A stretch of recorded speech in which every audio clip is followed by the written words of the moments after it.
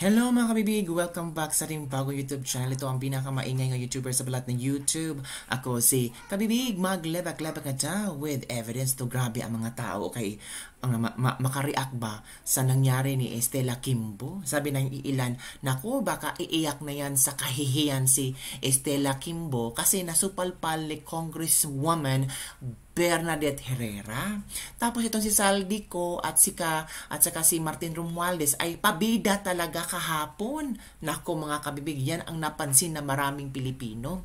Sabi pa ni Martin Romualdez na bubusisihin nila ang bawat piso sa budget at yung mga nagpaparinig sa kanya, yung mga feeling niya, mga magagaling at hindi at ayaw na ipabusisi ang kanilang budget, wala kayong magawa kasi sila daw ang boses ng bayan, ang Kongreso daw, ang boses ng bayan, babantayan nila every sentimo na perang ilalabas sa ating bansa. Nako po. So ito kabibig ha, may nakita akong video kung saan natameme, parang wala nang ma-react si Estela Kimbo, napahiya yata or hindi niya alam kung anong isasagot sa mga kongresistang nagtanong sa kanya. So ito kabibig, iilan na ito sa mga sagutan. Iilan na ito mga video na parang nag-question na ang mga tao kung talagang meron ba talagang ibubuga si Estela Kimbo. O, ito kabibig ha? Madam Chair, Madam Speaker, Madam Sponsor, sa akin ilagay po natin sa tama. Tama.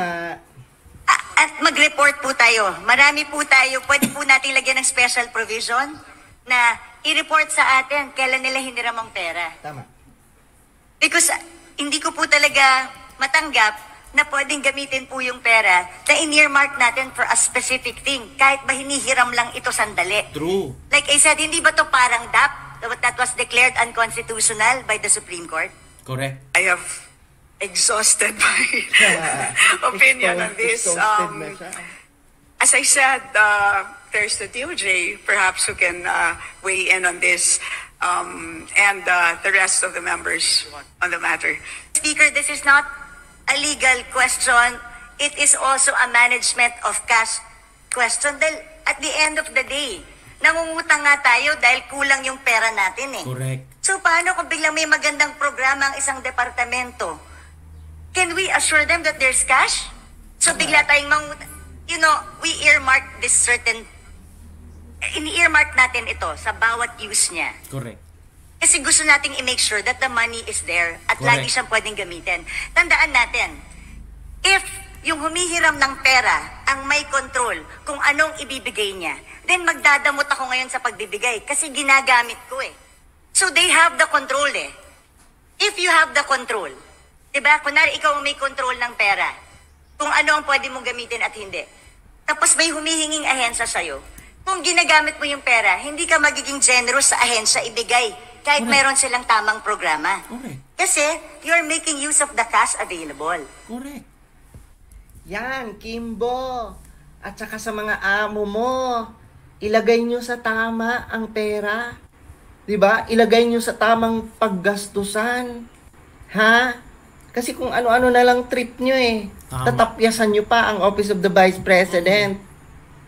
Para ano, yung tinapyas nyo doon, mapupunta sa inya. Correct. Alam niyo mga lods, may mga matitino pa rin papalang mga kongresista, no? 'Di ba? May mga kongresista pa pala talagang nag-iisip, Correct. no? At kumbaga inoobserbahan nila kung saan ba talaga napupunta ang pera ng taong bayan. Hindi katulad nila Kimbo, no? At saka sa mga amo niya. 'Di ba? Na kung ano ang trip, 'di ba? Sumusunod lang sa trip. Yung ahensyang sobrang daming natulungan, di ba? Yung opisina na sobrang daming natulungan, like Office of the Vice President, tatapyasan nila. Correct. Walang Di ba? Ganyan sila mang ba? trip.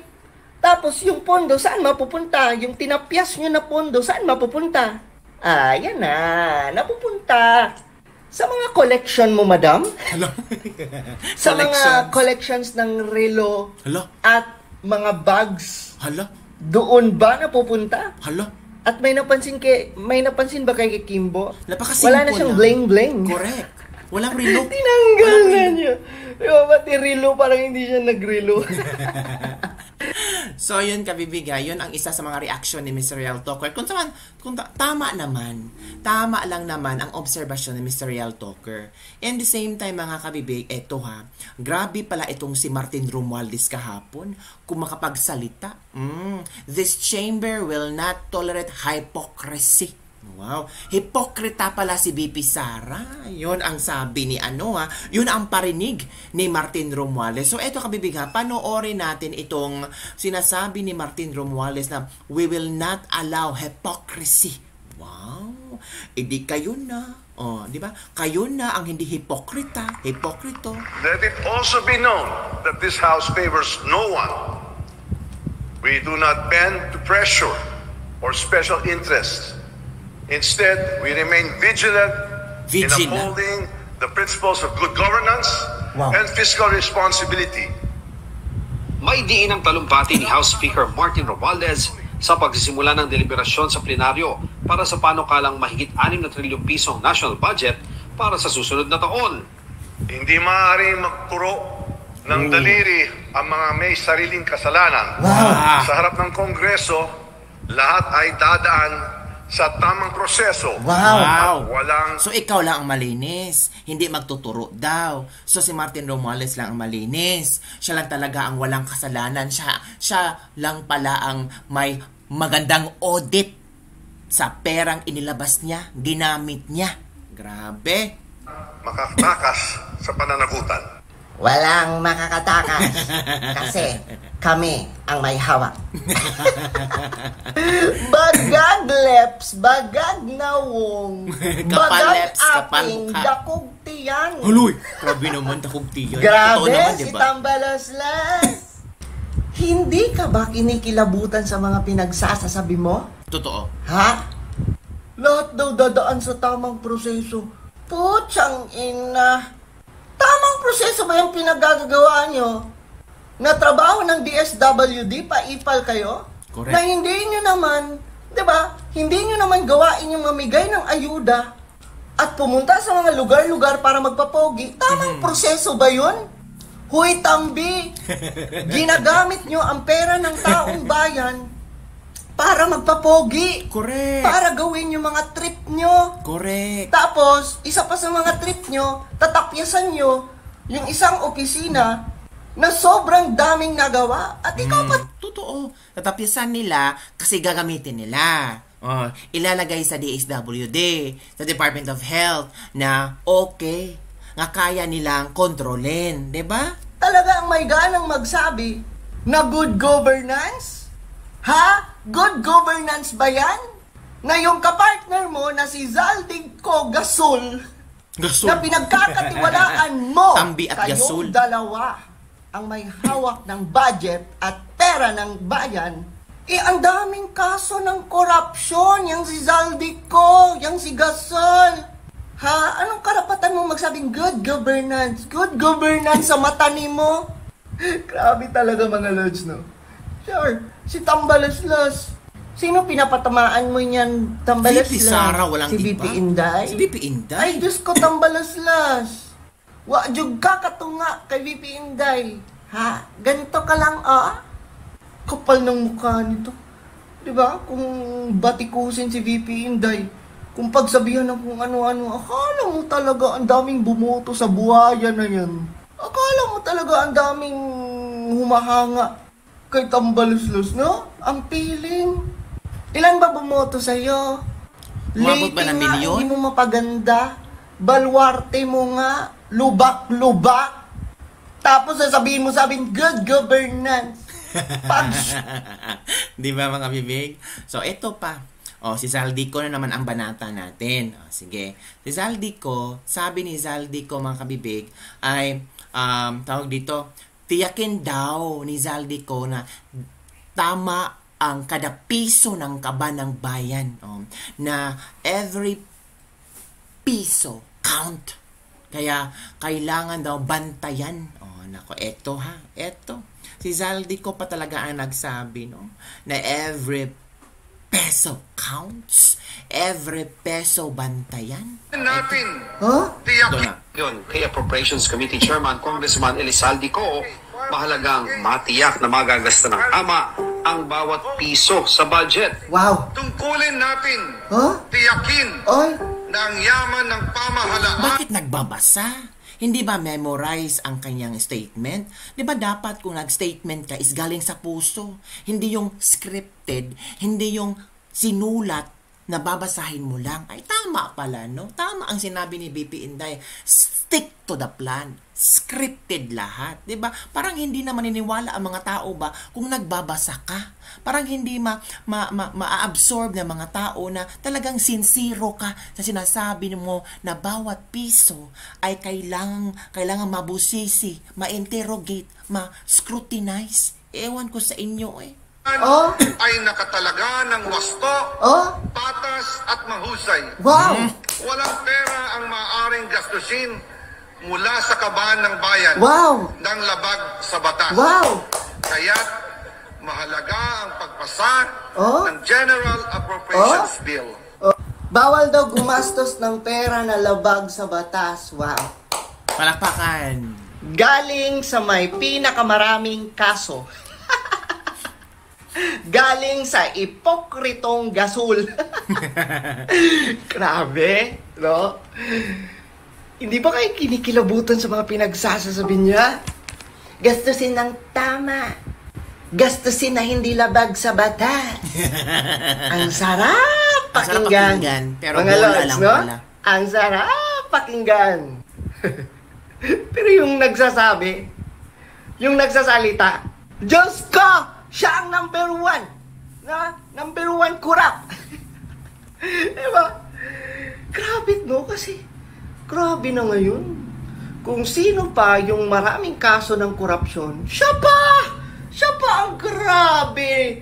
Grabe kung makapagsalita. Iba na talaga ang panahon ngayon. Kung sino pa ang pinakamarumi, siya pa ang nagmamalinis. Correct. Di ba mga kabibig? Nakakatawa si Zaldico. Hindi ba naalala ni Zaldico nga binanatan siya ni Senator Joel Villanueva? Baka kailangan nating iparemind kay Zaldico na bawat piso ay kailangan singilin at bawat piso ay kailangan makita natin. Ito si Senator Joel Villanueva nung binanatan si Zaldico. Ayaw niya talagang sumagot sa confidential fund dahil hindi niya kayang ipaliwanag. Wow. Kasi ninakaw niya yung pera. Wow. Ang korporasyon po ba niyang SunWest Corporation ay kasama dito sa kontrobersyal na Farmally Back to you. Nabaktuloy si Zaldico. case Sabi pa ni dito na inimbestigahan Gasol. sa Senado na kasuhan ng Senado. The answer is true. Lala. Kasama din po ba ang kumpanya niya dito po sa kontrobersyal na DepEd laptop scam? Ang sagot po, true. Pinakakasuhan din po ng Senado ang kumpanyang ito. Kawatan, ha? Napakadami pong BIR cases. Yan. Madali po maghanap, Mr. President. Madali po Tama. kuhanin ang panig ng mga taga-BIR. Kung ilang kaso mayroon ang kanyang mga korporasyon. Bukod po dito, yung reklamo po sa Ombudsman ng Bawat Anti-Corruption piso. Group na ang pangalan Task Force Kasanag International, meron din pong 50 billion Wow. na kaso na kinakaharap ang tao Kumpara nito. sa 125 confidential Ikaw pala, funds, kawatan, Zaldi. bilyones pala kay Zaldico. Grabe kung makapagsabi kay BP hindi sobra. Kasi, sabi niya, kasi ninakaw niya ang pera. Wow! Ikaw pa talaga ang may gamang magsabi niyan kay VP Inday Sara. Correct. Ha? Grabe, no? Talagang all out kayo sa pang-aakusa. Ha? At all out kayo sa pagsasabi ng kung ano-ano kay VP Inday. Iba din. Hoy! Zaldi Gasol! Between Gasol. you and VP Inday Sara, sino ba ang maraming kaso ng korupsyon? Di ba ikaw? Hindi daw may paliwanag. Diyos ko! All the details submitted na yan sa COA. Ha? Ikaw ang magpaliwanag sa korupsyon at mga kaso mo. Correct. Bakit magpapaliwanag si VP Inday sa confidential funds? Di ba? Confidential nga eh. Kasi nakasalalay ang national security dyan. Pag-usapan yan sa madla, masisira, no?